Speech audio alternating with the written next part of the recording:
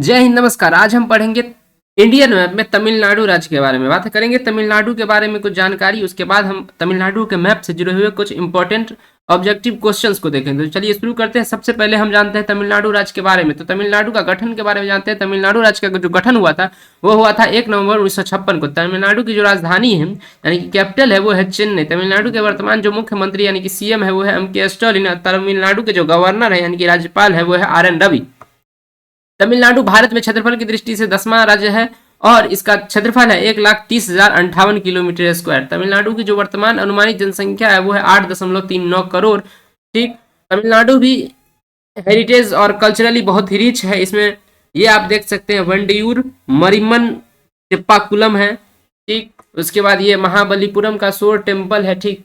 तो बहुत सारे यहाँ पे हेरिटेज और वर्ल्ड हेरिटेज साइट्स भी है। तो चलिए सबसे पहले हम इसके कैपिटल को देख लेते हैं। मैप में कहाँ पे है इसकी कैपिटल। तो मैप में अगर हम देखेंगे इसके कैपिटल को तो इसकी कैपिटल है चेन्नई। ये इसकी कैपिटल जो है मतलब कि कोस्टल एरियाज में ये चेन्नई आप देख सकते हैं। ये चेन्नई इसकी क्या है, राजधानी है। बात करें चेन्नई की तो यहाँ पर एक जगह है पेरम्बूर नाम के नाम से, जहाँ पे इंटीग्रल कोच फैक्ट्री है, जहाँ पे रेलवे का कोच बनता है, डिब्बा कारखाना है जिसका नाम है integral coach factory ICH Chennai.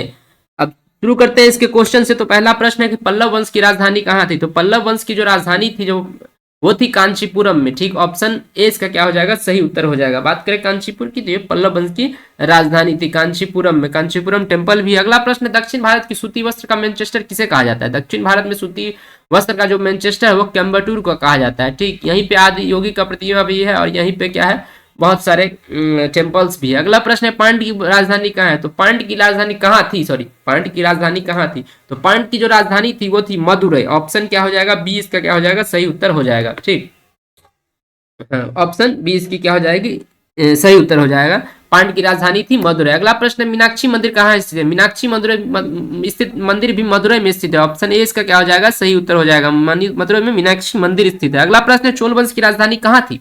Chola वंश की राजधानी तंजावुर थी, जो कि तेजावुर है, जो तंजावुर थी वही इसकी क्या थी, राजधानी थी। ऑप्शन ए इसका क्या हो जाएगा, सही उत्तर हो जाएगा। ठीक है।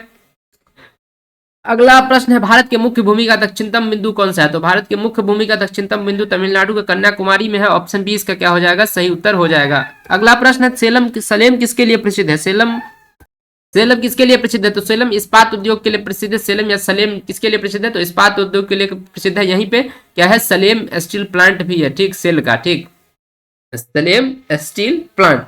अगला प्रश्न है ऊटी किस राज्य में स्थित है। ऊटी बहुत ही पर्वतीय क्षेत्र है और यहाँ पे क्या होता है, पर्यटक बहुत आते हैं, तो ये पर्यटक क्षेत्र भी है, पहाड़ी स्थल है, पर्यटक क्षेत्र है। ये तमिलनाडु में है। ऑप्शन ए इसका क्या हो जाएगा, सही उत्तर हो जाएगा। अगला प्रश्न है भारत में सबसे पहले निर्मित सिनेगॉग किस राज्य में स्थित है।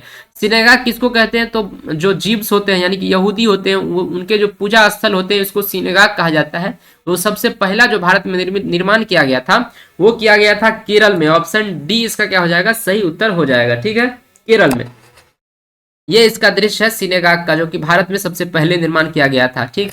अगला प्रश्न है कन्याकुमारी से कोलंबो जाने के लिए क्या करना पड़ता है। अगर कन्याकुमारी से कोलंबो जाना है, ये कन्याकुमारी या कोलंबो ये रहा, इससे जाना है तो ये यहाँ पे एक खाड़ी है जिसका नाम है मन्नार की खाड़ी, इसको पार करना होता है। तो ऑप्शन सी इसका क्या हो जाएगा, सही उत्तर हो जाएगा। मन्नार की खाड़ी पार करना होगा। ठीक है, इसको पार करके जाना होगा। तो मन्नार की खाड़ी को क्या करके जाना होगा, पार करके जाना होगा।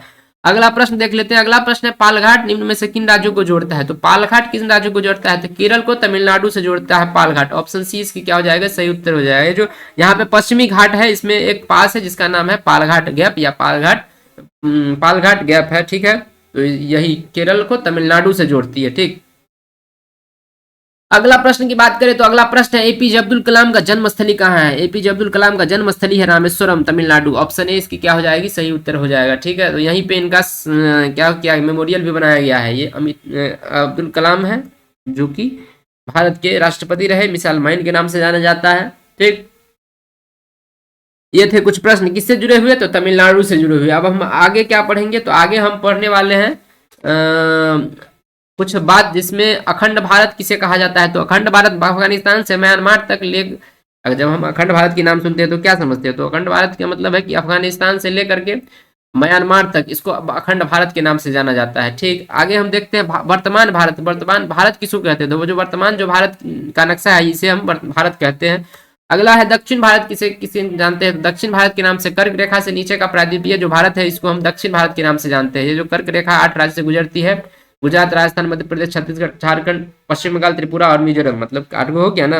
गुजरात, राजस्थान, मध्य प्रदेश, छत्तीसगढ़, झारखंड, पश्चिम बंगाल, त्रिपुरा और मिजोरम, 8 हो गया। इसको हम दक्षिण भारत के नाम से जानते हैं। अगला प्रश्न है द्रविड़ भारत किसे कहते हैं? तो दक्षिण के 4 राज्य कर्नाटक, आंध्र प्रदेश, तमिलनाडु और केरल, कर्नाटक, आंध्र प्रदेश, कर्नाटक, आंध्र प्रदेश, तमिलनाडु और केरल, कर्नाटक, आंध्र प्रदेश, तमिलनाडु और केरल, इसको द्रविड़ भारत के नाम से जानते हैं। अगला प्रश्न है त्रावणकोर, केरल और तमिलनाडु का जो दक्षिणी भाग है इसे त्रावणकोर के नाम से जानते हैं। अगला प्रश्न अब होगा नहीं, अब आगे हम पढ़ेंगे अंडमान और निकोबार आइलैंड्स के बारे में, उससे जुड़े हुए कुछ इंपॉर्टेंट क्वेश्चंस को देखेंगे। तो तब तक के लिए धन्यवाद, नमस्कार, जय हिंद।